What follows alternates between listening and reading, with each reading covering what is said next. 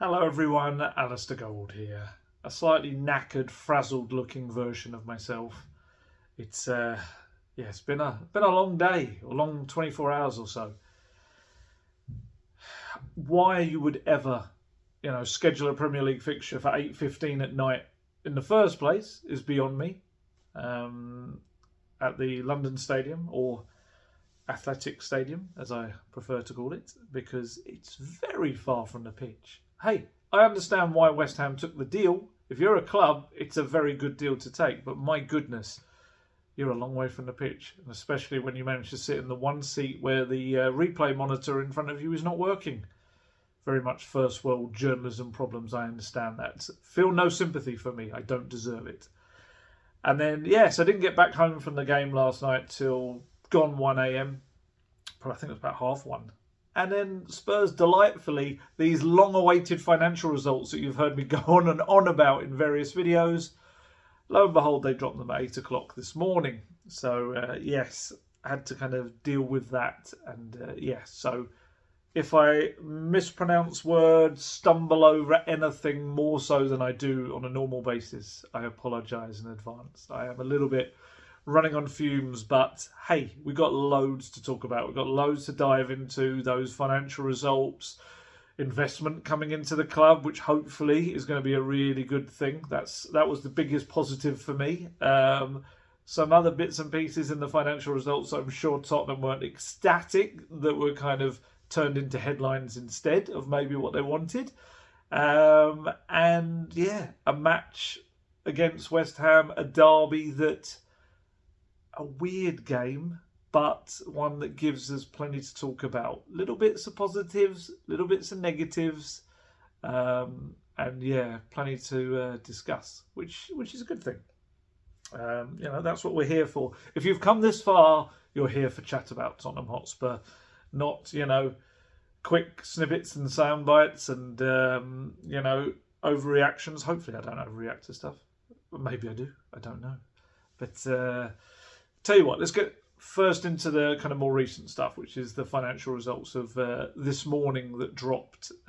It was one of those where what Spurs do is they release their kind of web story on it with key points, bullet points, and Daniel Levy's chairman's statement.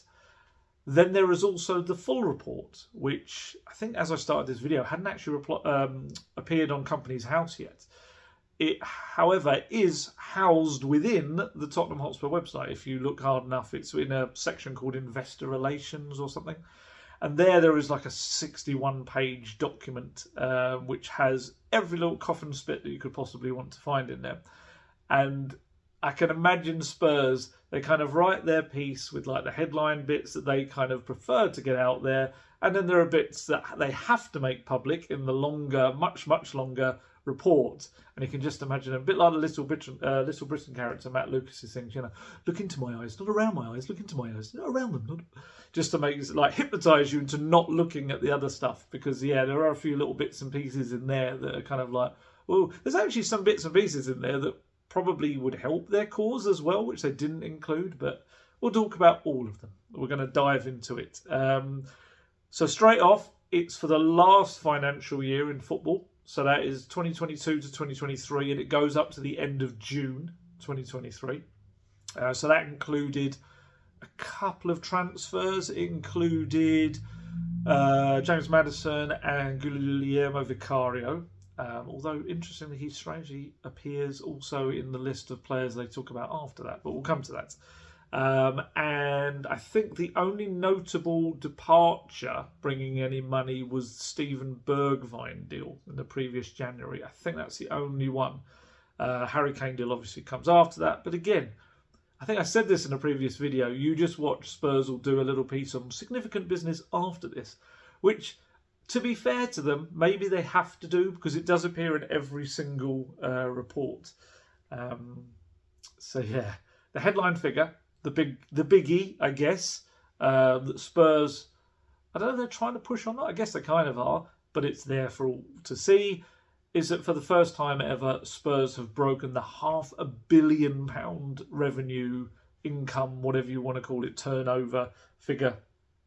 You can tell I'm not one for financial terms and stuff. So we all know the Tottenham Hotspur Stadium is an absolute cash generator for them, which was what they always envisioned it to be.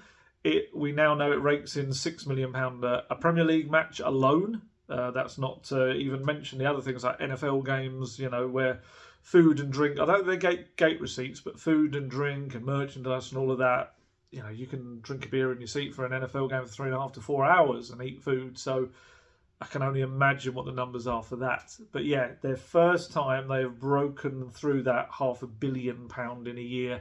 And it is as much as £549.6 million that poured into the club during that financial year. That is a hefty increase of 24% from the previous year's £444 million. So only a portion of that is gate receipts. So the match receipts were £117.6 million. That's up from £106.1 million. And the club states very clearly that the match receipts are a critical revenue stream for the security of the stadium debt. So I'm guessing that's what it gets kind of measured against, for the debt. Then, another big jump in the last year to the one before that was commercial revenue. Commercial revenue is sponsorship, merchandising, third-party events, so I'm guessing that's concerts, things like that. Visitor attractions, conferences, events. Also includes pre-season tours, of which last year, post-pandemic, they got back to them. Sorry, I say last year. Technically, the summer tour would have been the year before that. Last year's would have come just after that because it was in July. So the tour they're talking about is the South Korea one, which was the first return to pre-season. I remember myself having to get a very nervy COVID test when I landed in Korea. It was pretty much make or break. It's like, am I going to be able to cover this tour? Am I going to just have to be quarantined in like a government hotel for the next however long? So yeah, that was obviously a biggie money spinner for them. And so their revenue from commercial stuff was £227.7 million, which had risen from £183.5 million. That just shows you the bulk of that obviously is around the stadium. So again, it's stadium related. UEFA prize money was a boost as well.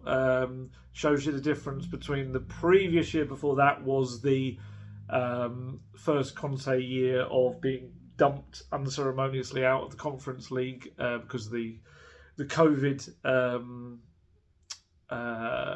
postponed match because they had all of the cases. So the prize money last year from UEFA was £56.2 million, which was up from measly £10.2 million. And obviously that's because they were in the Champions League last year, got to the round of 16 as well, and the money spinning competition that is. Obviously, in next year's report, we'll see the flip side completely of that, in that there'll be no European football. So UEFA prize money will be right in the toilet, I guess, to go in with that sound effect. So yeah. And then obviously the one after that, fingers crossed, Spurs will have European football of some kind of note. Hopefully the biggie if they keep picking up points. But yeah, we'll see. So the counterbalance to all of that, like, wow, what all that money coming in. The counterbalance to that is that the club did make a loss, and a fairly hefty one, of £86.8 million. This is the bit where it gets all a bit financially techie, technical terms. That loss has come because while the profit from operations before depreciation, amortisation, player trading, interest and taxation increased to £138.7 million from £112.3 million, the loss for the year was £86.8 million, which went up from £50.1 million because the club said it reflected the significant and continued investment in the playing squad. So I'm going to talk about that. I'm going to talk about bits and pieces around the transfer fees that they kind of claim. I mean, just as a one-off, kind of dipping into what I'm going to say later, the club claim that from when the stadium opened until this point, they have spent £600 million on improving the men's and women's squads. So it's one of those where you look at it, it's a hefty sum when you put it like that over whatever it is, 5-year period. But also, Chelsea spend that in a window. It's a funny world we live in, and I think, we said this before, it's probably more on what that money was spent on than anything else. But yeah, that's the key thing. Another massive key thing that came out of it, as we mentioned at the top of this, is that for the first time publicly, Daniel Levy admitted in his statement that the club are looking for investment. So from what I understand, that is a slice of the pie, as it were, rather than someone gobbling the whole lot. So it's not a takeover for any of you hoping for that. It is more someone coming in and buying, I guess, a bit like the Man U idea of things, a significant investment into the club, which is a good thing. It is a good thing. I think we've kind of wondered this in the past. I'm sure a few people have said this to me about kind of, would Daniel Levy stuck in charge with a load of more money to actually spend on the playing side of things, would that be a good thing or not? I don't know. Let me know in the comments. It's obviously there's some people that just want a complete regime change. I know there has been interest in buying the club outright in recent seasons, but obviously that hasn't got anywhere. And this case, we'll see. And I do wonder whether, because it's in the public domain, whether it'll be something that we see accelerate a little bit quicker. Sometimes, or often, Spurs don't let stuff get out there unless there's a quite advanced nature to it. But I guess in this aspect, perhaps it is also to drum up interest. Maybe. I don't know. But the quote that he has in his statement says, let's get it right, the board and its advisors, Rothschild and Co., are in discussions with prospective investors, as Spurs need to continue to invest in the teams and undertake future capital projects. The club requires a significant increase in its equity base. Oh, in case I forget it, only because I saw it earlier when I was looking at stuff, but I didn't put it in any of my notes for this. I think Spurs last year paid off the training ground loan, the loan that they took out to build Hotspur Way and essentially upgrade it, I think, as well. I'm pretty sure it was either September or October last year. The account said they paid that off in full. So that's one bit of debt that's off there. That is off the debt sheet, I guess. Investment. It can only be a positive. I can't. I'm trying to think if anyone can see a negative in it. I don't think there is one. It's a cash injection into the club that will go towards, hopefully bringing in players. Obviously, it says future capital projects as well. So we see what those will be. But certainly it says to continue to invest in the teams. Another thing I couldn't find in there, it made mention in the long report of the £100 million that ENIC injected into it in capital. But there was no mention of the other 50 million. So that seems to have just kind of gone into the ether, I think. That's not definitely saying it has, before anyone goes out. Gold says it may be that it's still there in some capacity, but certainly the fact that they seem to be looking for investment suggests they're looking at other means, perhaps. I don't know. We'll see. I think it's also going to be key is what kind of price tag Spurs put on a slice of Tottenham Hotspur. This has kind of been the issue, I think, with potential sale of the club in the past, has been how highly it's valued. And of course, that's because it comes with so much land now and the stadium. And like we say, you've got a stadium that is generating, I guess just stadium stuff alone is almost £500 million. Because I think you've got Premier League, revenue as well from them. I don't know if I've got that in here or not. Did I put that in here? No, I didn't. It only went up slightly, funny enough, the deal for that, in the last accounts anyway. So, we'll see what comes of the investment side of things. I would hope it can only be a good thing. You never know with Tottenham. It could go pear-shaped, but surely just with money coming into the club, I can't see how it does go wrong. Famous last words. For those of you worrying about, and I have been a couple, because I've mentioned about Spurs' losses, and also technically it's losses over the last 3 years of £232 million, Some people have been worried that perhaps suggests that, financial fair play, are they going to get a penalty? Are they going to get deductions? Whatever. Apparently, from those far more intelligent than I, the annual depreciation charge of £72 million for the stadium, so that's annual, is not something that is included in the Premier League profit and sustainability rules. So Spurs don't have to declare that as part of their losses to them. So that means they're nowhere near breaching the limits and the rules. So don't worry about that. And actually, in his statement, Levy says, the club remains fully compliant with the Premier League profits and sustainability rules and is supportive of the enhancement of PSR to ensure the Premier League remains competitive and sustainable. So, yeah. Speaking of Daniel Levy, the one bit that I said, probably Spurs aren't too keen on people focusing on, but unfortunately it just is a thing, and it is something that is looked at every single year, is the fact that because of the nature of this and then what you have to publish in your financial accounts as a company like Tottenham, part of it is the salary and any potential bonuses for your highest paid director. So while he's not named, the highest paid director we know is Daniel Levy, the chairman of the football club. And every year this seems to provide a rather awkward moment when, and it's two sides to it. If you're going to look at it on a human level, nobody really likes their salary to be put out there in the public domain. It's not great. But I guess also the flip side is Daniel Levy knows that's going to be the case. That is his job. He could go into a private sector or whatever with any other kind of business and earn way more than he gets at Spurs, and it would never be disclosed. You see some of these kind of the banking types that just incredible bonuses they get and things like that. But yes, it's more with Tottenham, as is always the case, the timing of these things. So if you haven't seen it yet, I think a lot of the newspapers are going on it either today or in their newspapers in the morning. But Daniel Levy was paid in the last financial year, not this one, the last one, £3.581 million. That's gone up from £3.265 million on the previous 12 months.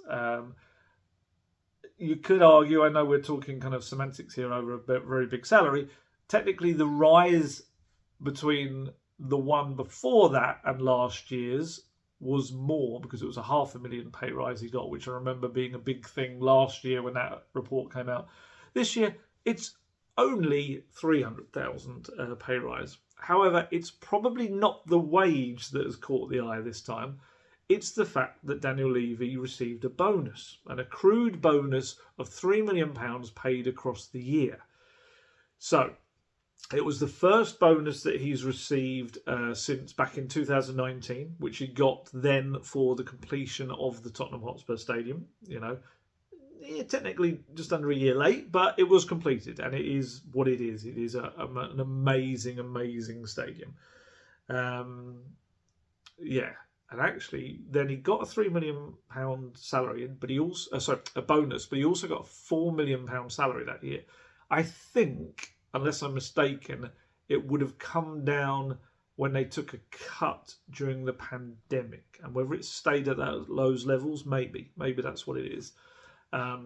So when I talk about timing, the reason that bonus was received pretty poorly was because it came and it was made public in the annual report that arrived around the time, not long after, I think, that Spurs, if you remember, announced their, this was back in 2020, that report would have come out. They announced that they were furloughing staff, and then that was later reversed, that decision as well. So obviously back then it was like, what? Levy's getting a £3 million bonus while staff are having to, lose or the club are furloughing staff and things like that. So it went down like a lead balloon back then. Obviously, technically, he'd got it a year before that, but it's the nature of the report coming out when it does that makes it look even more, I guess, horrendous. We fast forward to 2024, when half a decade later, Daniel Levy's latest bonus kind of finds him in the same position again, for slightly differing reasons. So a £3 million bonus has been revealed, technically a year ago, but it has been revealed today. kind of a couple of weeks after the club have announced they're putting up season ticket prices by 6%. Recent estimates of what the club will receive from that 6% boost, yeah, you guessed it, it's around £2.5 to £3 million. The similarity in the figures is, of course, going to turn heads. I don't think anyone, hopefully, is really genuinely believing they're connected. It was a year ago, so I don't think anyone really genuinely is saying they've put up the prices to pay Daniel Levy's bonus. But obviously, the similarity in the figures is going to make a lot of unhappy people look at that. I would say there's two different questions I'm going to put. And don't worry, they're still kind of taking a pop at the whole thing. One is that you kind of feel like, with everything in this report, it shows how much this stadium generates and how many avenues there are to generate money from it. The question about the season ticket price rise, and also the senior concession season ticket issues that we've spoken about at length in the last couple of videos. Do you really, as a club, need to take money to meet your rising costs out of the pockets of the fans? Do they really need to do that? The fans have been through a lot. Last season was pants, especially. Do you really need to take the money out of your beleaguered fans' pockets and take it away from the older fans as well, the senior ones, when there's clearly so many avenues to increase your sponsorship, increase this or that or whatever? I just feel like looking at this report makes you realise, with whatever it was, £560 million revenue, do you really need to claim that £2.5-3 million back across a season from the fans themselves? It doesn't sit particularly well, does it? And the other question I would ask when we talk about the bonus and Levy's bonus, and I'm sure other people will ask this, is that it's not my place really to say what anyone should be paid or whatever. But what I would probably say is, just an outsider looking in, is that after a year which the club was utterly chaotic, it was, of course it was, and on the pitch, obviously more so than anything, they had 4 different managers within a spell of months. They finished, 8th in the end. No European football for the club for the first time in 15, 16, whatever years it was, might be 19 years. And not to mention, we just spoken about the club making an £86.8 million loss in the year. I would be surprised, but maybe I wouldn't because of the way the business world works, at the chairman of any other company maybe getting such a hefty bonus after a year like that. I don't know. Again, I'm not a financial guy, and it may be that I kind of feel like I remember reading stories and outrage at someone getting a major bonus after a year in which someone's made lots of losses. So maybe. But I guess that's what I would say, is rather than, I wouldn't probably put the link between the 3 million and the 3 million in the season ticket price increase. I would probably say those twofold, in that, do you really, as a club, need to take the money out of the fans' pockets when there's other avenues you've shown that you can kind of get stuff out of, for the sake of something that, I know it's a lot of money to people like us, but in the grand scheme of things, 2.5 to 3 million is something that a club can find elsewhere. And also, it's an interesting year to get your first bonus in half a decade after. For me, it was probably the least successful year that Spurs have had since that 2019, I would say. I mean, there may be other things tied into it. He may have met certain key performance indicators that he was meant to. Maybe it was revenue. Maybe it was certain other things. I don't know. Maybe it was something with targets based over the previous seasons. Again, this is the issue with looking at just pretty much a sentence in a report. So I could be doing a massive disservice, but on the face of it, it's a bit like, So I guess this is part of it, though, isn't it? This is the problem, and I'm sure, Daniel Levy himself would appreciate that he's in a position where everything is public about him in terms of that, and his salary and stuff, and it's just going to get scrutinised. His decisions are going to get scrutinised. Every step he makes is going to get scrutinised. So, yeah, that's the way the cookie crumbles, unfortunately, and. Tottenham Supporters Trust, I saw tweeted out after seeing the latest set of figures that they demonstrate again that there is no valid justification for cutting senior concessions and increasing season ticket prices. Those changes must be reversed. I'm intrigued to see whether that is the case. I would imagine they're probably not going to be, but yeah, we shall see. Yeah, so they also spoke about transfer spending after the cut-off date. You might remember me saying in previous videos that I was certain that they were going to do that. Pretty much because I think they've done it in most years, so it may be a thing. But they did. They listed all of the transfers it included post Maddison and Vicario. So that would have been in July, August, and what was it, a day or two in September? I'm trying to remember when the transfer window closed. So that included Harry Kane going to Bayern Munich. That included, still gives me shudders, included the arrival of Mickey van der Ven, Brennan Johnson and others. Porro and Kulusevski's loan deals being made permanent. So they claim, Spurs, that all of that during that period I've just mentioned resulted in a net expenditure of 108.893 million. So almost 109 million. And that doesn't include January stuff, Dragishin and Werner. So yeah, that's an interesting one. As when I've got more time, I'm going to drill properly into those figures and what that means, because yeah, obviously the Harry Kane move, which depending on who you speak to, ranges anywhere from £85 million to £100 million. It ranges, like some people claiming it's €100 million, some people claim it's £100 million, depending on which side of the deal you speak to. But yeah, so obviously take that out there. I'm trying to think of anything else they got back. Harry Winks got about 10 for him. There's some loan deal fees. And then, yeah, I guess you look at those. You've got Mickey van der Ven. He was about, 46, 45? I'm trying to remember what he was now. Brennan Johnson, 47.5. Porro and Kulusevski, I think I ended up working out, were about combined, it was about 65, 70, maybe more. I can't remember. But, yeah, but they claim £108.893 million was the net spend last summer after the Maddison and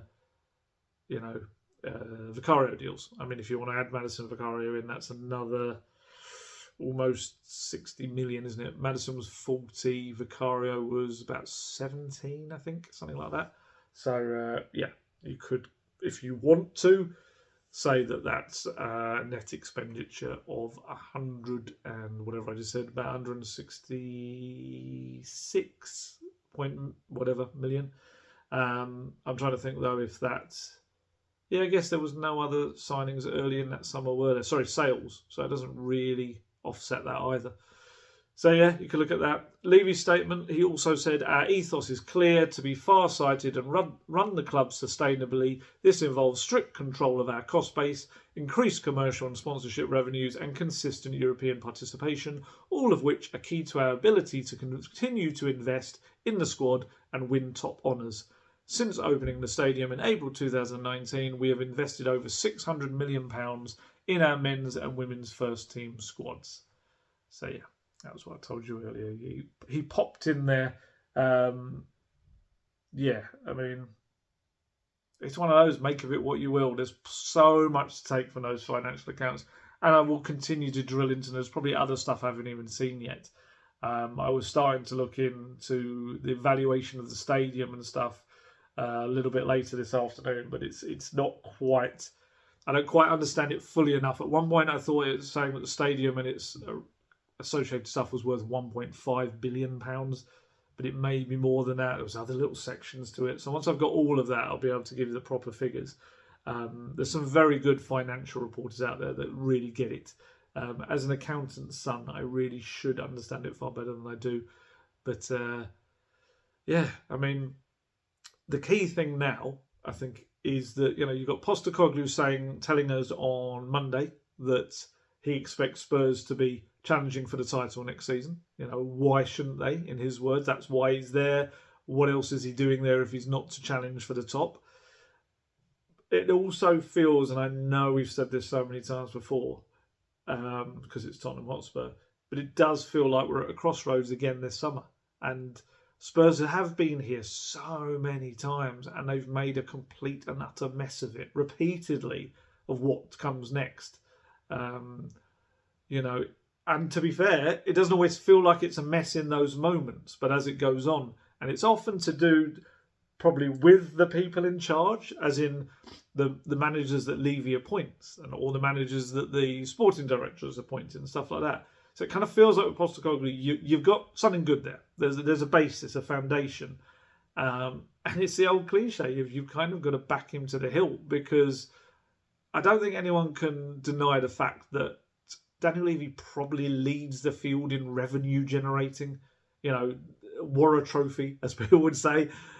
But that's the key point. He is a revenue generator, not a trophy generator. You know, one trophy in, 23 years. He will almost have been, in a couple of years' time, if he's still at the club, which, you know, at this point, there seems no sign that that's not going to be the case.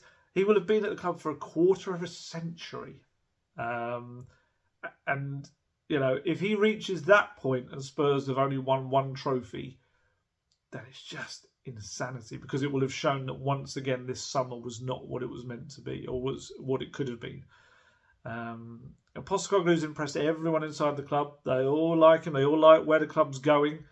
They can see the football. I think in Levy's statement, I didn't take that little bit out, but he said along the lines of, you know, how they're playing the football they want to play, and he understands it's a building season this season. You know, it's a building season that's still highly likely to finish far ahead of last season, which was not meant to be a building season. Last season was meant to be the pushing on one under Conte, and it didn't work for a variety of reasons. But this season, you know, they are... I'm recording this before Villa play Man City at the Etihad. So at this moment in time, you know, they are... they're 2 points behind, having played the same amount of games, but Villa are about to go in, and we'll see what happens at the Etihad. But yeah, so there's every opportunity that a rebuilding season could end up being one of their most decent, that's a great phrase, seasons in recent years. So with the foundation of that, and Postecoglou continuing to build, yeah, please make this summer a special one, please. Especially if that new investment comes in. Like I say, you know, he says in his statement that they are talking to prospective investors. So, yeah, can we please take one of those to the finish line and pump some funds in, and then... And the good thing about Postecoglou that I like is that he's not going to do what's happened at Chelsea. He's kind of repeatedly said it. It's not like... I don't really want... if you gave me the money, I wouldn't sign a £100 million player. I would sign two fantastic £50 million players. And I get that. That's kind of the thing, isn't it? It's like... Again, it's going back to the original point. The key to it is clever recruitment, the right recruitment. I asked him about recruitment the other day, which he was so desperate to get out his little quip and wisecrack that he didn't actually let me finish my question. So I started my question and I said something like... So, you know, the transfers during your era at the club have been obviously really successful on the whole, pretty much all of them.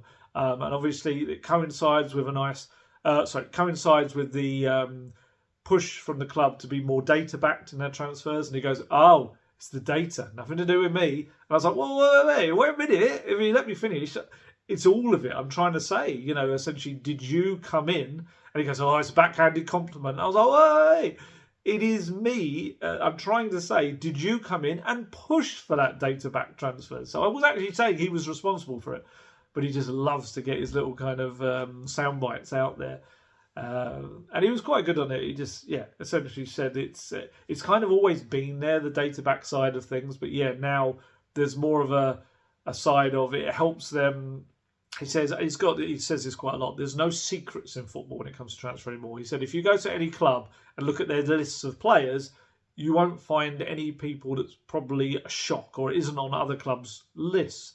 But the key with the data, I think, as he was trying to say, is that it can help them shape those lists to find the ones that are best for his system.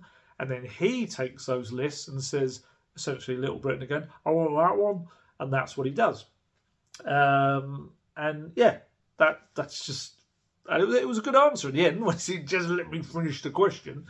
But he is like that. He likes to be contrary. He likes to have his little wisecracks, but it's worth it because his answers are very good when you let him kind of get into it and get going. So yeah, that's the key this summer. If they get a bit of money, then the new recruitment team with Johan Lang, Rob McKenzie, Frederick Leth, allied with Postecoglou's eye for what he wants and the players he wants. And on top of that, I'm sure a little bit of consultation with Fabio Paratici, no doubt. There's a potential there for another very good summer, especially when he really wants to improve across the squad. And I think we'll see a fair few departures. Like I said in previous videos, so many players with a year left on their contract. So many of them. So, yeah, let's see. Let's see what happens. But yeah, interesting financial results. I've been speaking about them for enough weeks, so I was hoping there was enough in there for us to really get our teeth into, and we did. It was good. It was good. What wasn't so good was the match last night. It was a funny game to analyse because there were positives to it, but there were also negatives. Most of those came at the top end of the pitch. Also, one moment, mainly at the back end of the pitch as well. Don't get me wrong, it was far, far better than the last away trip to Craven Cottage, which was probably one of the worst away trips I have done. Certainly in the Postecoglou era, and maybe up there since that dreaded trip to St James's Park. But this was a game in which Spurs looked like the home team. They had 68% of possession, 591 passes to West Ham's 238. They had 13 shots on goal to West Ham's 11. Both sides, though, had 4 shots on targets, and both goalkeepers had to make 3 saves apiece. David Moyes, he came out first in the press conference, and he was very happy with the point.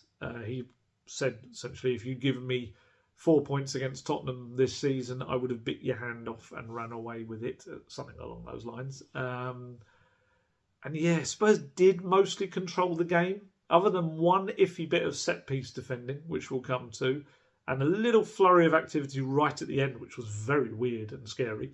They kind of did have a handle on the game, but the issue for them was they just didn't do enough up front in terms of variety for me. That was the big thing. It was quite, and I've got the quotes coming, Postecoglou said it was quite a mature performance, and I agree. I do think there were lessons learned from the Fulham game. I noticed that quite a lot, and he brought that up as well.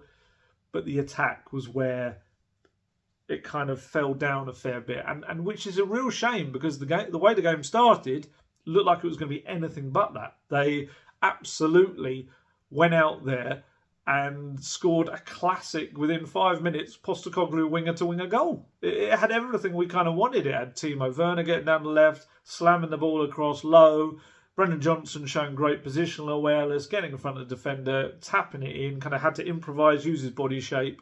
And Postecoglou loved it. You could tell Postecoglou was like, yeah, that's one we worked on the training pitch. He put his hand in the air. He doesn't really celebrate many goals like that. Maybe the odd late one. But he actually did that, to do an early one was quite unlike him. Normally he's ultra calm on the touchline. But he knew, because it was perfectly crafted. It was a training ground move. You had Destiny Udogie did a lovely little run down the left, fed it into Bentancur. Bentancur, nice little bit of kind of nifty footwork. I think he had a step over or two. Plays it out to Werner. Werner does what he's done so well since arriving, which is kind of approach his man and then just suddenly put his foot down into another gear. Gets past them, cuts the ball back low, and Johnson is pretty much becoming the best in terms of knowing that when the other winger gets that ball in, he's the man that's got to be in the 6-yard box. You know, the central striker, like Sonny, often they know that they often will sit back a bit and the ball will be cut back to them. But it's key for the other winger to get into that 6-yard box as almost like the central striker. And that's something that Johnson is doing so well. Kulusevski isn't, and that was something we noticed against Luton at the weekend, that there were opportunities for him to get in there and he wasn't. And that was kind of a thing in the press box. We all were kind of noticing moments where we were like, Johnson would have been there. Johnson would have been there. And it was like, Yeah, and for Werner, that's his 5th direct goal involvement in his 10 Premier League matches for Spurs. So half and half, that's not bad. 1 in every 2. Brennan Johnson, 12 goal involvements in his 27 league games. But even better than that, it's his 9th in his past 13 matches. 9 in 13. Superb. His ceiling is so high, it's fantastic. Not in his house. I don't know what his house is like. I haven't stalked him or anything. It was also weirdly Spurs' first half goal in 7 matches, and it's felt a while. And they had further chances to build on that, even in the moments after. Pedro Porro hit a shot wide, just wide of the left-hand post. Sonny curled an effort from just inside the box that Fabianski held. But then, lo and behold, unfortunately, 9 minutes after Johnson's goal, it was such a bad set piece, as in terms of Spurs defending. I've watched it very closely back a number of times to try to work out who was at fault. And it's kind of everyone, because Kurt Zuma wanders from somewhere near the left-hand post, completely free and unmarked, and just trundles across the 6-yard box, where he eventually leaps up in front of Yves Bissouma, and I wouldn't love to say, but you would think you would say, and heads it home, but he doesn't. It's a complete mess of an attempt to head the ball, which I didn't realise in the moment at all. And it's a complete mess, but Jared Bowen's delivery is so good into the box that it just hits Zuma's back and deflects into the net. It's so good, as in the delivery was. So, it's... Was it Basuma's? Maybe not reacting so well. Definitely someone's not tracking. I think they were trying to do zonal marking. It looked like it, which presumably is why he's gone in there. But as soon as he came into that zone, someone should have picked him up. And yeah, it was Spurs' 10th set-piece goal they've conceded this season in the Premier League, which is the joint 7th highest in the competition, tied with Man United and Bournemouth.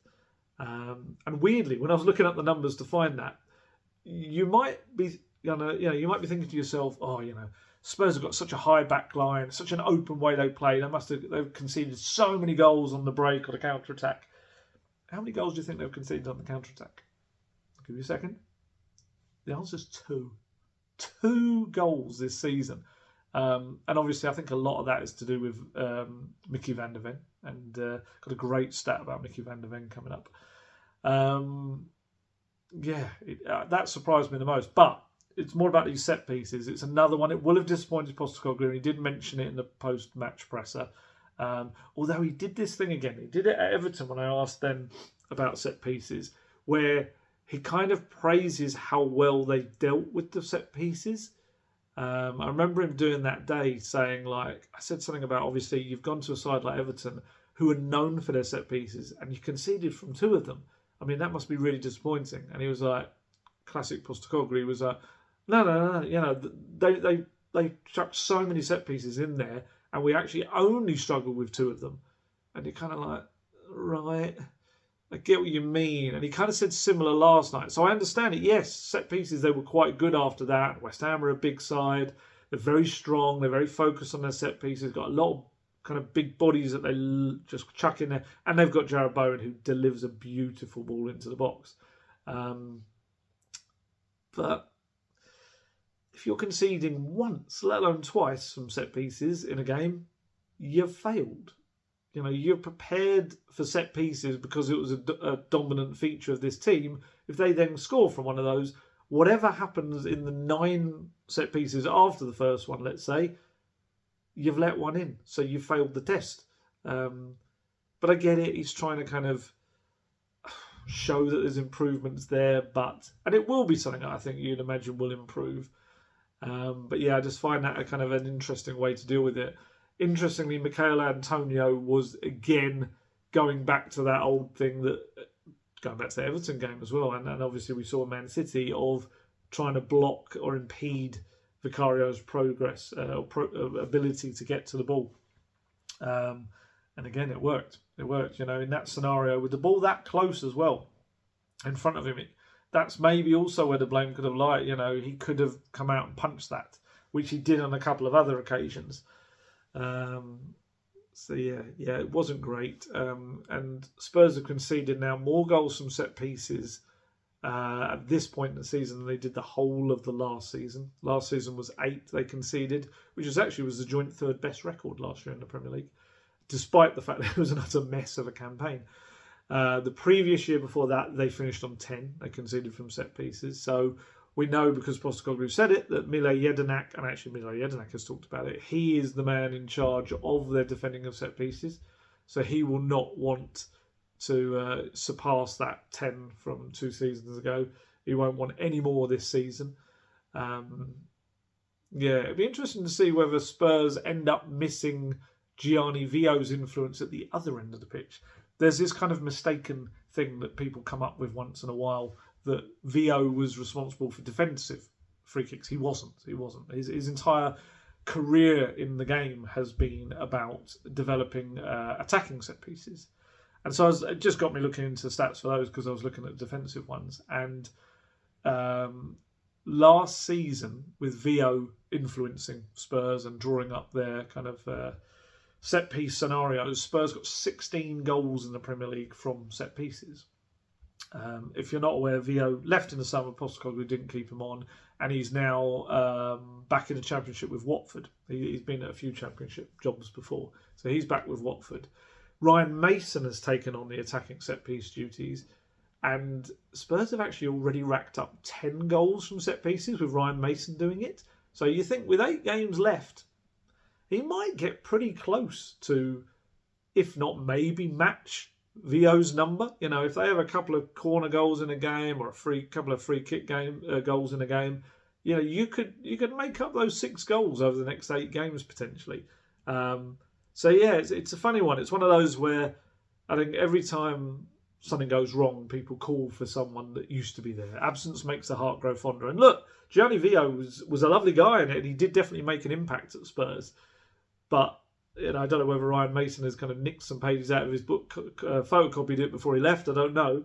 But certainly Spurs from attacking set pieces are getting towards the numbers they were last season. So it's an interesting one. It's not so much they've missed out there, really. We'll see. You know, if they end up on 10, yes, they've missed out on 6 goals. But I'd imagine they're going to get quite close to that number, I would have thought. So yeah, the other end of the pitch, Vicario didn't have too much to do. I'm trying to think what he had. He had a distance free kick from James Ward-Prowse that he kind of acrobatically palmed away. Is one of those that kind of, you know, it was a goalkeeper's one. It made it look kind of better than it probably needed to be because of the nature of the way he had to fling himself. There was an Antonio shot which he pushed away. Terrible Rodrigo Bentancur pass. He was on the right-hand side of his own box, or left-hand side if you're from the Spurs perspective. I think he was trying to get it to Brennan Johnson, but there was about 2 West Ham players in the way, and Ward-Prowse just easily got a foot to it, and he kind of then held it up for Antonio, who had a shot, and yeah, Vicario just pushed it away. Mavropanos had a header from a corner that he saved on his line. Antonio tried to did an air kick trying to get the loose ball in, but he was offside anyway. The flag went up. I'm trying to think of anything else. There was an Antonio 1v1 situation when he ran almost the length of the pitch, but I think that was early second half. But I think that was going to get called back for a foul anyway. He just hit it weakly at Vicario, so it didn't matter. But Maddison, I swear Maddison was fouled on the edge of the West Ham box, which is annoying because a free kick right on the edge of the West Ham box is a very different thing. And also, I think Mickey van der Ven had run back to get to Antonio and then appeared to be kind of pulled down, tripped, a bit of everything for Antonio to get through. Funny enough, David Moyes, while he was doing his press conference, was looking at the TV screens that were on next to us on the walls. And I think he was watching that moment. He actually said, I think it was going to get pulled back for a foul, although then he kind of changed his mind after a couple of angles. But yeah, I mean, Spurs, I was trying to think of other opportunities. West Ham, Lucas Paqueta whacked a couple of shots way over that were never really any danger. Spurs, I'm trying to think if they carved out. They got into lots of really good positions. They had that annoying thing that they've had a couple of games this season where the build-up play to a certain point has been really good, and in the actual final third moment has let it down. Although saying that, Brendan Johnson was pinging in some lovely balls across the 6-yard box again, as he was doing against Luton when he came on and put about 3 in a row. He put a few in last night, and Spurs just didn't make the most of it. I'm trying to think of ones. There was a doggy had a late drive just inside the box, which, he hits it either side of Fabianski and it could be a goal, or hit it with a bit more power. I think it came from, Kulusevski crossed it in. I think it came off of Lo Celso and went to him. And doggy just didn't quite do enough. And that kind of sparked a little flurry at the other end as West Ham went up, which was all a bit chaotic. I couldn't even really work out what was happening, because there's that horrible bit at the end of the game when you're trying to write up your stuff and like, don't change game unless it's a Spurs win. No, it's not a Spurs win. And I think the biggest issue in the night was they controlled so much of the game, Spurs. But again, as I said at the very top of it, just needed more variety in the way they were attacking. West Ham, very organised, very deep-lying side. They did essentially play at home as if they were the away side.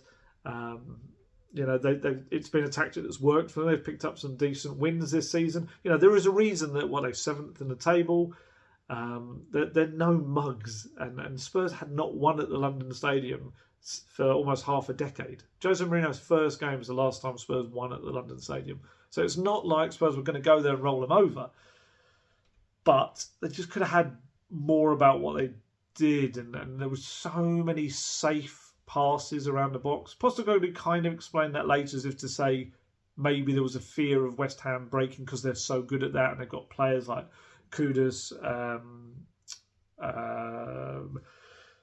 his name's gone out of my head, Paqueta, Bowen, Antonio, all can very quickly get up the pitch, and Ward-Prowse obviously is good with the ball too. So maybe there's an element of that, but I just feel like they were trying to constantly go for the get the ball out wide, low cross across the 6-yard box, get the ball out wide, low cross across the 6-yard box. And I get that because they've had a lot of success from it, but I would like to see a little bit more variety with the attacks. And there are not enough players who are just attempting to play a bit of a killer ball, whether it's a little dink chip over the top to someone, whether it's a little ball through legs to people. Even taking shots from the edge of the box, there's barely any of that at the moment.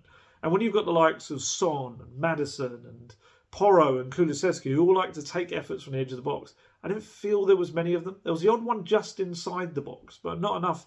Sonny is a wonderful player at cutting inside and having a shot. And to be fair, West Ham did shove about 6 players in his way every time he looked like he was thinking about it. But I would like to know, and I might ask Postecoglou at the press conference on Friday, whether he prefers his players to go down that wide route, or whether he, wants them to take shots from the edge of the area. Wasn't there a thing way back, and I know this is absolutely contrasting or comparing two very different managers, didn't Sam Allardyce used to fine players from taking shots from a certain distance? I think there was something. And I'm not saying that's what Postecoglou is doing, but I do think it's weird that we haven't seen many good efforts from distance. The odd one, but not many. This is what Postecoglou said about the game afterwards. He said, I thought for the most part we controlled the game pretty well. It's a tough place to come, and they're a big, strong team. They sit deep and make it difficult for you. You're always going to have to be fairly calm in your approach and also really disciplined, because they're always a threat on the counter-attack. I thought for the most part we handled that really well. We obviously conceded from a set piece, but we still handled the rest of the set pieces really well, considering they're a big side and that delivery. I thought we coped with it well. I thought we coped with their counter-attacks fairly well. Just probably for us in their final third, we lacked a little clarity and thought in our decision-making. We got in some good areas and probably could have had some much better outcomes. I think just our general play was really good, and I was really happy with it. I think for all the guys in the front third area, not just the attacking players, the fullbacks as well, we got in some really good areas, but it's just about trying to show them that they don't need to be so rushed in their decision making, and then we'll get better outcomes. He was asked exactly why there was a lack of clarity, in those decision making, to which he laughed. And he said, because they're human beings. It is just football. I would love to have a joystick and put them where I want them, but it does not work like that. Our role is to try and help them through that. It is not easy. Again, when you're facing a team like West Ham, physically they're a big side and they sit deep, so it feels constricting anyway. I just think at times we have more time than we think. We scored a great goal, but there were other times when the ball was flashed across the box and we should have been in those areas. Those are the things we're working on, but hopefully we can help our guys in that front third. So yeah, he's kind of saying a fair few of the things that we've kind of touched on already there. I love the idea of Postecoglou bring up joystick as well. God, that's the old days. That reminds me of like PC gaming and stuff like that. He does like his computer game. He used to play Football Manager a lot. He did an advert for them. I don't know whether he's like a FIFA man or EAFC, whatever it is today. But yeah, he definitely was a football manager guy. But yeah, I don't really disagree with him in a lot of what he said. There is right now, a massive reaction whenever Spurs do drop some points. And I do agree, and I tweeted it during the match last night, that I did think the attacking play just was missing that final third. Braveness, really. Bravery. And yeah, decision making, which he essentially said the same thing anyway. He was asked. Yeah, he kind of said as well, like I said right at the top, that it was so far away from that Fulham game. He said, I'm always looking, is it progress for us as a team? Is that a performance tonight that shows we're developing? And I thought it was. We certainly handled it better than, say, we did at Fulham a few weeks back when we were in a similar type of game and we just didn't handle it well. I thought tonight, especially in our general play, our build-up and our organisation, I thought Bissouma, he had to kind of clarify, was outstanding tonight and the back four handled it well. Look at their front four and they'll cause any team problems. I thought there was a better structural maturity in our game tonight than, say, like against Fulham. So for me, that's progress. Obviously, you want to win games of football. That's the ultimate measure. But there was enough there tonight for me to say that it's a team still heading in the right direction. So it wasn't perfect. And I don't want to go overboard with praise because ultimately, they could have done a lot better. But I wouldn't say it was a game I was particularly fearful they were going to lose. It became one of those games where there was too much sideways passing. And they're the kind of games where maybe some fans are going to think, like, oh, it's like AVB, it's only going to be like that. It's not, got enough to it in terms of the attacking play. And look, he said a million times, Postecoglou, that's the area for the most growth. That's also what Ryan Mason is in charge of. Mainly also Chris Davies too, the assistant head coach, with Postecoglou's leadership over it all. So that's got to improve a lot. And I'm still not entirely sure that they've, I think there will be changes to be made there in the summer. I think the attacking areas, there's more to come. And, even I wonder if Richarlison comes back in. It's a difficult one because Werner and Johnson are showing that they're contributing and got a good link up as well, the two of them. But also, you're not going to drop Sonny because Sonny, despite a difficult game, 400th appearance for the club yesterday. And it was a difficult game because he just didn't see too much of the ball and he was crowded out when he did get it. But, this is still one of the best players that Spurs have had in their history. He's the clear fifth all-time goal scorer now, a record goal scorer. So I do wonder if Richarlison comes in. I guess it would probably be Werner right now who would come out. And you just have to... Sonny can do that. We know he can. He can get in there and he can ping that ball across to Richarlison and Johnson's. I do wonder whether for the Nuno derby on Sunday, whether we see that happen and whether Richarlison's in a... I asked him on Monday whether Richarlison was fit enough to start a match. He said he was, that he felt really good after the game against Luton and that he'd had a couple of good training sessions as well. But I don't know, it just felt like he brought him on quite late on last night, on Tuesday night. So in terms of positives, Mickey van der Ven coming back is always a positive. He's just such a good young player. He's so ridiculously fast. Here's that statistic for you. So Spurs have lost only one Premier League game this season in which Mickey van der Ven has played the full 90 minutes. Whoa, that's just mad.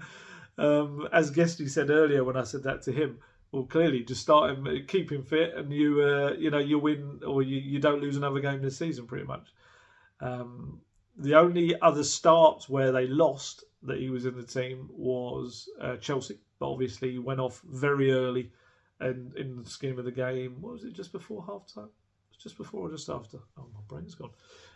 Anyway, not far into the game relatively, so you can't really be blamed for that one. And do you know the one game that he lost, that he played the full 90 minutes in the Premier League? Give you a minute. It was Wolves at home. So yeah, just a mad stat. It just shows how intrinsic he is to the Postecoglou system, and just such a key piece in the jigsaw, in the high line, and also covering for the fullbacks when they go on a bit of a wander. Antonio really kind of knew he was in a battle with him. I really feel that if he can stay clear of injury, he's going to be seen as one of the best defenders in the Premier League. I think more and more people are going to kind of cotton on to that. I thought he was again pretty good. Not his best, but he was pretty good. Brennan Johnson, I thought, had another very promising game. Other than the fact that he scored right at the start of the night as well. I thought he was the best of the attackers. You can see the confidence is flowing through him. His delivery into those areas is so good. He's taken on his man as well. If last night, Werner and Son had attacked his deliveries into the box as well as he attacked the Werner one early on, Spurs would have got another goal. And I think another goal would have done it last night. I think that would have been enough. Well, yes, I know it would have been a scoreline, but obviously with the whole butterfly effect, you don't know how it would affect when it came. But I think that would have... I think it would have done that. So, yeah, really, really happy for Brennan Johnson. He's flying at the moment. Basuma, as Postecoglou said, I thought he did well. I didn't think he was quite as outstanding as Postecoglou said, but I did think he had a much improved game. And I think a lot of Spurs' kind of success in controlling the match was because Basuma was getting a proper handle in the midfield on things. And he was good at kind of turning away from stuff, getting the ball to people, mopping up little bits and pieces. So, yeah, he did well. I thought Maddison had some good moments. Charlie from The Athletic asked about him afterwards and whether he had a knock because he came off. I thought he just looked like he was tiring a bit. He was starting to lose his impact a little bit. And Postecoglou kind of laughed, his classic thing again. And he said, if he had any kind of knock or problem, he wouldn't be starting, mate. He wouldn't be playing. Which kind of obviously suggests that he just brought him off because I think because he was tiring. My issue maybe is with the sub that was made for him. Dejan Kulusevski has obviously had a bit of a struggle in terms of confidence in the last game or so. Wasn't his best performance at Luton. Came off at half-time. Came on trying to prove a point yesterday. Came on in the Maddison role, although I say the Maddison role, but weirdly they put him on the right of the midfield three to begin with Sarr on the left. And it became very cluttered down the right with him, Johnson and Porro all trying to... Because Kulusevski was coming in there and staying quite wide. And it was a bit like, well, that's not surely where you're meant to be playing. And then he got switched back over to the left. And then later on he went back to the right. And I just kind of felt he didn't really make the impact that he can in that role. That is one of the roles I do like to see him in. But for me, it just felt like a game that was absolutely made for Giovanni Lo Celso to come into. He's got that aggression and pressing and harassing in the way he plays, which you love in a derby. That's perfect for it. But he's also got the bravery to try little tricky through balls and little balls over the top and little runs that he'll suddenly make into the box. And he kind of came on, and even just in the final moments or minutes, or whether it was about 4 or 5 minutes he was on for, he tried to do those little things. And like I say, it was his little touch on, whether meant or not, that went to Udogie for the late chance that could have ended up being an assist for Lo Celso. So, yeah, I was a bit kind of disappointed for him as well. I do feel like he's been sold, not a lie, because that's far too extreme, but he's been sold a season that maybe hasn't quite materialised for him. Yes, part of it's because of injuries, but also there's been so many games where I would have thought, that's the perfect time for Lo Celso to come on, and you know, and he came, and we saw it against Luton. He came on, he was really sharp and positive because he started a couple of games for Argentina, scored a goal for them, and this is the thing. Surely the best person to replace Maddison on the left of midfield three is the guy that plays for the World Cup winners on the left often of a midfield three. You know, at times he does play as like a support striker for him, but you know, he is made for that left of a midfield trio. And yeah, that's one of the disappointing things for me. Again, maybe I'll ask about Gio Postecoglou. I'm sure, as all managers do, he'll get slightly defensive about it. But it would be lovely if he kind of gave quite a kind of an open answer. Maybe there's something more to it. Maybe he hasn't put it in on training. I don't know. Maybe there's a little bit, more to it all. I mean, crikey, where's Brian Hill? I've just realised Brian Hill isn't even a bit. Oliver Skipp, you know, these are players that can't even get in there at the moment. Dane Scarlett was playing for the under-21s who are through to the Premier League Cup semi-finals. They won 3-1 at Villa last night. It was Santiago Donnelly and Lancashire, I think, if I remember correctly, scored. But yeah, Dane Scarlett was playing for them. Very strong team they had out. Who else? Pedro Porro did okay. He's still not reaching the heights with his attacking play that he was early in the season that meant he racked up so many assists. But defensively, he's probably had the best stats. I've written them down there somewhere. 4 tackles, 3 interceptions, and 3 clearances. So yeah, I think whether that ends up being a good point, we'll see as this week progresses. As I'm speaking right now, I don't think a Villa even kicked off yet. Let me have a little look. It means nothing to you guys, unfortunately. This is very selfish of me. It is not, because you will know the score line by the end of this. Oh no, it's a stupid 8:15 kickoff. So that has not at this point kicked off yet. But Arsenal are leading against Luton. Yeah, so whether this is a good point or not will be determined by, I think, probably that result at the Etihad. And also this weekend, you know, the Nuno derby, which I am looking forward to. I really hope that, because often what happens in the press conferences, if Ange is first, I will sometimes just go in his press conference and I will leave the room to go and type up everything that he said to get it out there nice and quickly for everyone.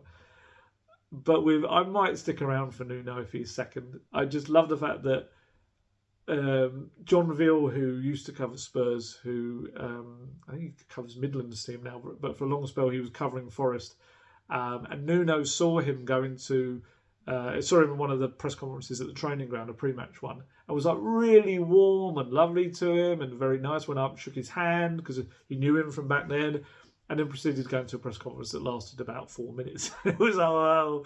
And there is a part of me that kind of just wants to see that little bit of nostalgia. Hopefully after a Spurs win. But yeah, so yeah, if Spurs can do that, and I think Villa have got Brentford at home at the weekend as well. So, you know, hopefully Sergio Reguilon can do Spurs a favour or something. I think he'll be back from suspension for that.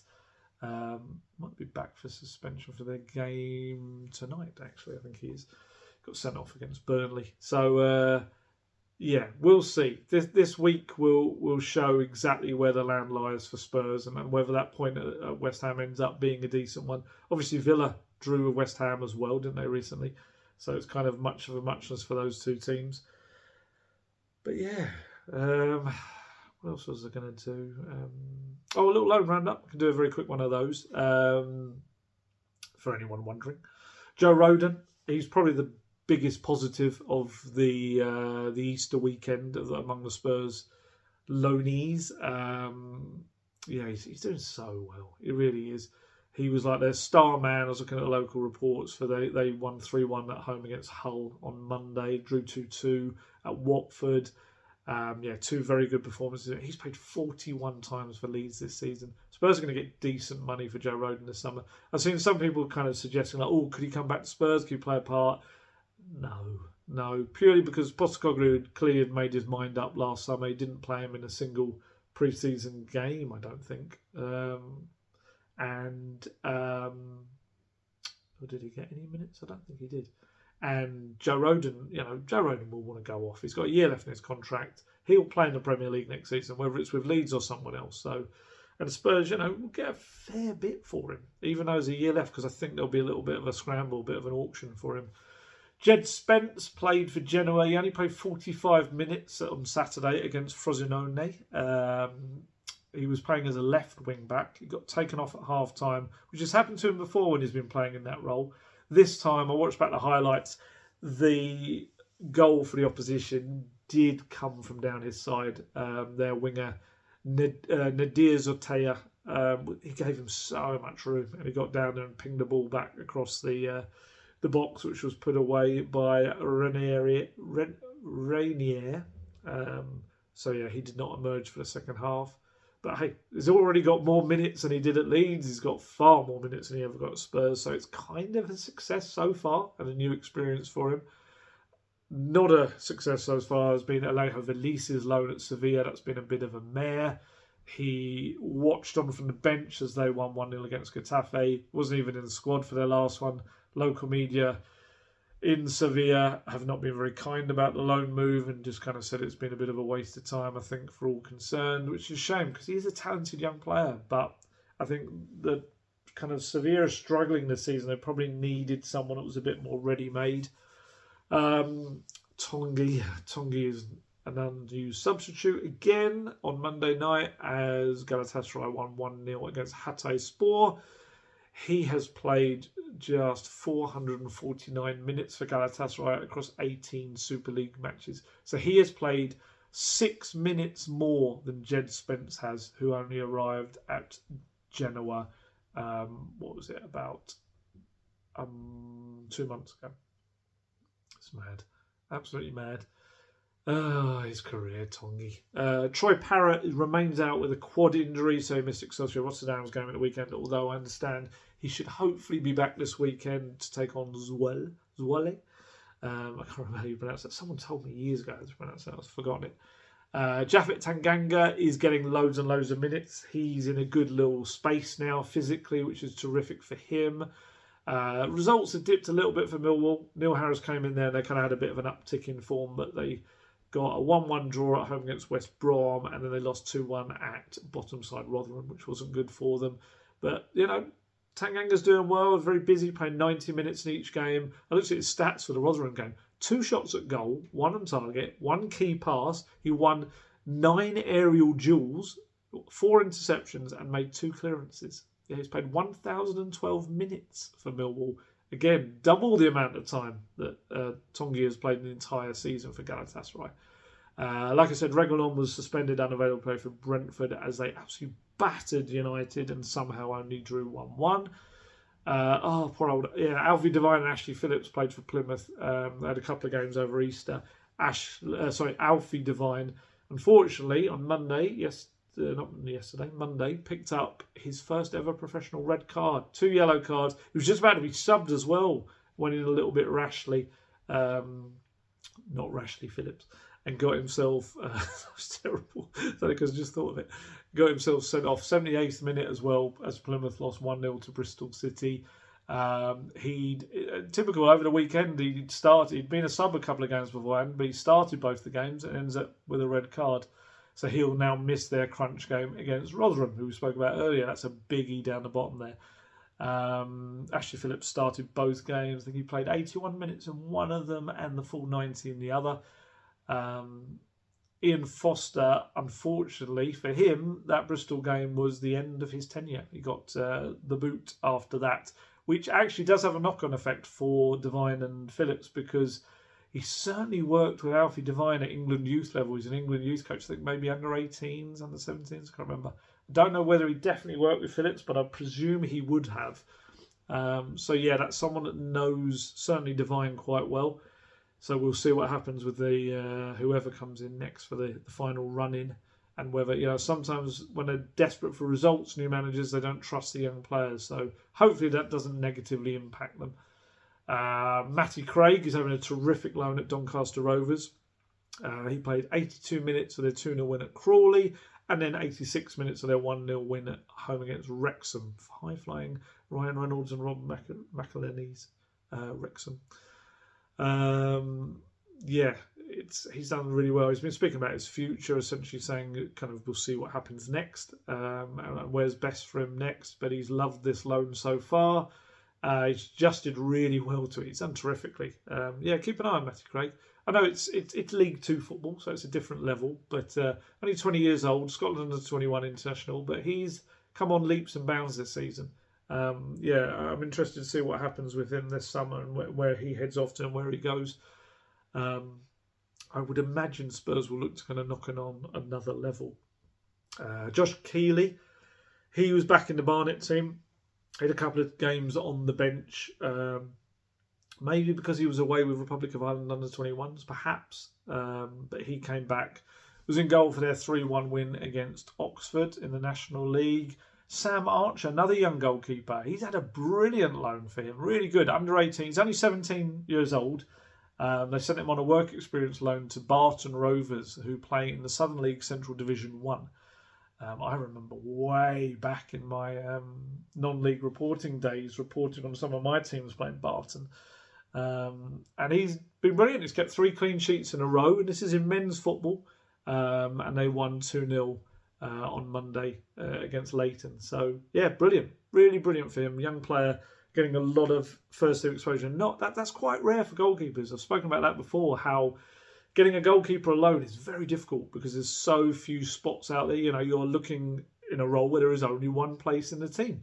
And many clubs have set number ones, and it's only an injury that lets you in there. So for a 17-year-old to get out there and get first-team football, regardless of the level, that's brilliant for him, and it will mature him very, very, very quickly. So yeah, good stuff. So yeah, we covered a lot there. We've got financial results, the West Ham game, a little bit of Nuno, and those loan players out doing what they're doing right now. So yeah, that'll probably be it for this week. I'm going to do maybe a movie video tomorrow, but not another Spurs video because, yeah, essentially that's all the midweek stuff packed in there. I mean, we are on Wednesday, so it is midweek. And then I'll do another one probably Monday night after the Forest game. We shall discuss Nuno's return. I hope he gets a good ovation. You know, he tried his best during a difficult time at the club. It would be nice if he gets a good ovation. He always kind of felt a lot of affection for the fans, I think. You know, manager of the month as well in his first year. He's not 3 in a row like Postecoglou managed, but still, you know, he kind of, his name is etched on the club. However faint it may be, he did do his time, and he is a member of the fabric of Tottenham Hotspur. So I hope he gets a nice reaction. Yeah, so there you go. Right, time to head off. Time to see how that game at the Etihad goes, and hopefully it goes in Spurs' favour. Although Postecoglou will have you believe that, you know, they're still looking upwards. It's quite difficult, but I get the mentality shift and I get where he's going. And I love the fact that he said that Spurs, he expects them to be in the title race next season. I've seen some people saying he's mad saying that, but he wants to shift the mentality. He wants to change it completely. And he admitted himself, yeah, I'm putting more pressure on myself. I could easily just say, yeah, let's go for the top 4 and we achieve that and I'm suddenly wonderful. But that's not who I am. I want to go for the top. I want to go for the league. That's what we'll go for. I love that. Bring it on, honestly. There'll be a lot of changes this summer. I do believe that. And I think he's put in a lot of foundations this season. And yeah, you're going to have sticky moments like they did against last night up front. You're going to have sticky moments against like there was at Craven Cottage. But it's a very young team trying to learn his very different way of football, and the more experience they have with that, another pre-season under their belt, new signings hopefully brought in early in pre-season as well to deal with that, and you'll see it getting more and more to the Postecoglou team that kind of, you know, Celtic was a bit different. Obviously, they got there in the first season, but some of his clubs, it's taken a little bit longer to really sow the seeds for what he wants them to become, and I think that'll be the way at Tottenham. And yeah, Daniel Levy with his controversial bonus, hopefully has a good summer in backing him. Mainly, his most important job right now, the manager of Daniel Levy, is getting that money in, get that investor to come in whoever they may be, inject some money into the club. And Spurs, with the base of the stadium, the base of the cash generator they're going to have anyway, will suddenly become a big player, and it'll be very exciting, very exciting indeed. So hopefully that's what arises in the months to come, and it gives certainly something for me to keep chasing and digging away in the background to find out what's on the horizon for Spurs. So yeah, there you go. Right, time to head off. As always, stay healthy, stay safe, look after yourselves. I shall catch you later. Goodbye.